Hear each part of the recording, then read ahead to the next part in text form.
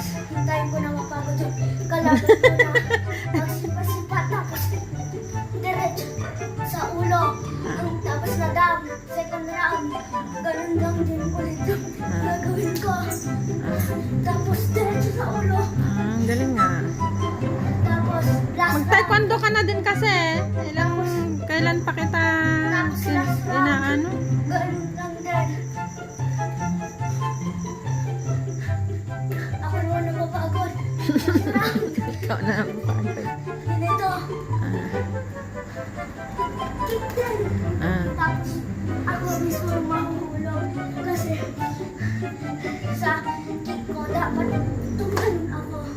Kaya, dito ako. Tama na. Bago ako mag-iwan. Kagaya ginito. Diba?